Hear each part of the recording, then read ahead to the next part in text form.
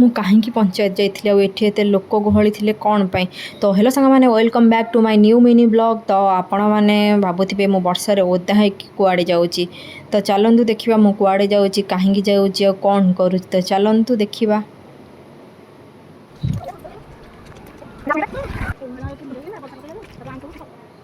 Actually ମୋ ମାମା ମୋତେ ଡାକିଥିଲା ପଞ୍ଚାୟତଠିକୁ, ତ ସେଥିଲାଗି ମୁଁ ଆସିଥିଲି ଏଠି ପଞ୍ଚାୟତଠିକୁ। ତ ଚାଲନ୍ତୁ ଯିବା ଭିତରକୁ। ଆଉ ଦେଖନ୍ତୁ ଆମ ଗେଟ୍ ଏଣ୍ଟ୍ରିରୁ କେମିତି ସବୁ ଗଛ ଲାଗିଛି ଆମ ପଞ୍ଚାୟତ ଭିତରେ। ତ ଆକ୍ଚୁଆଲି ଆଜି ଆମ ପଞ୍ଚାୟତର ସରପଞ୍ଚ ଶତ୍ରୁଘ୍ନ ବେହେରା, ଯିଏକି ବୁନା ଭାଇ, ଆଉ ଆମ ୱାର୍ଡ଼ ମେମ୍ବର ଋଷିକେଶ ପାଂସିଂ, ଯିଏକି ମୋ ମାମୁଁ ହେବେ, ଆଉ ଅନ୍ୟ କିଛି ୱାର୍ଡ଼ ମେମ୍ବର ଭାଇମାନେ ଏସ୍ଏଚ୍ଜି ମାଆମାନଙ୍କୁ ଧରିକି କିଛି ସ୍ୱଚ୍ଛତା ଉପରେ ଏକ ପ୍ରୋଗ୍ରାମ୍ କରୁଛନ୍ତି। ତ ଦେଖିପାରୁଥିବେ ଆପଣମାନେ ଆମ ଏସ୍ଏଚ୍ଜି ମାଆମାନେ ଓଳିଆ ଓଳି କରି କେମିତି ସବୁ ସଫାସୁତୁରା କରୁଛନ୍ତି, ଆପଣମାନେ ଦେଖିପାରୁଥିବେ।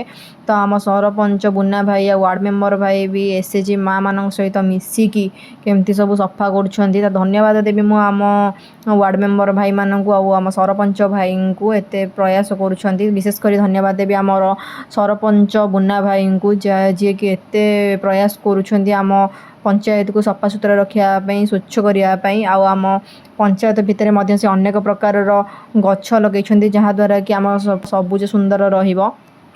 ତ ଏମାନେ ସମସ୍ତଙ୍କ ପ୍ରୟାସ ଦେଖିକି ମୋତେ ଆପଣମାନଙ୍କୁ କିଛି କହିବାର ଅଛି। ତ ଆପଣମାନେ ଜାଣୁଥିବେ ଯେ ଦିନକୁ ଦିନ କେମିତି ସବୁ ରୋଗ ବଢ଼ିଲାଣି। ତ ସ୍ୱଚ୍ଛତା ହେଉଛି ଆମ ସୁସ୍ଥ ଜୀବନର ଗୋଟେ ମୂଳ ମନ୍ତ୍ର। ଯଦି ଆମେ ଆମ ଗାଁ, ଆମ ଘର, ଆମ ଚତୁଃପାର୍ଶ୍ୱକୁ ପରିଷ୍କାର ରଖିବା, ସ୍ୱଚ୍ଛ ରଖିବା, ଦେନ୍ ଆମେ ସମସ୍ତେ ସୁସ୍ଥ ସୁନ୍ଦର ରହିବା, ଆଉ ଆମ ପରିବେଶ ବି ସୁସ୍ଥ ସୁନ୍ଦର ରହିବା, ଆଉ ଆମେ ରୋଗମୁକ୍ତ ରହିବା। ତ ତେଣୁକରି ସମସ୍ତେ ସ୍ୱଚ୍ଛ ରୁହନ୍ତୁ, ଆମ ଚତୁଃପାର୍ଶ୍ୱକୁ ସ୍ୱଚ୍ଛ ରଖନ୍ତୁ। ଧନ୍ୟବାଦ। ତ ଦେଖିପାରୁଥିବେ ଆପଣମାନେ ଏଠି ସବୁ ମାଆମାନେ ଯାଇକି ଏକାଠି ହେଇଯାଇଛନ୍ତି। ତ ଚାଲନ୍ତୁ ମୁଁ ବି ଯିବି ସେଠିକୁ।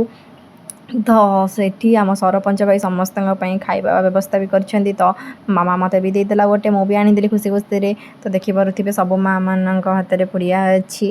ତ ଯାହା ହଉ, ଧନ୍ୟବାଦ ଦେବି ସରପଞ୍ଚ ଭାଇକୁ ଯେ ଆମ ପଞ୍ଚାୟତର ଉନ୍ନତି ପାଇଁ ଏତେ ପ୍ରୟାସ କରୁଛନ୍ତି। Thank you.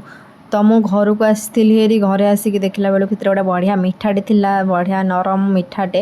ତ ମୁଁ ମୋର ଲାଗି ପଡ଼ିଥିଲି ମିଠା ଖାଇବାରେ। ତ ମିଠା ଖାଇବା ସହିତ ମୋ ଭିଡ଼ିଓଟାକୁ ଏଇଠି ଏଣ୍ଡ କରୁଛି। ଯଦି ଆପଣମାନଙ୍କୁ ମୋ ଭିଡ଼ିଓ ଭଲ ଲାଗିଥିବ ଦେନ୍ ଲାଇକ୍, କମେଣ୍ଟ କରନ୍ତୁ, ସେୟାର କରନ୍ତୁ, ମୋ ଚ୍ୟାନେଲକୁ ସବସ୍କ୍ରାଇବ୍ କରନ୍ତୁ। Thank you.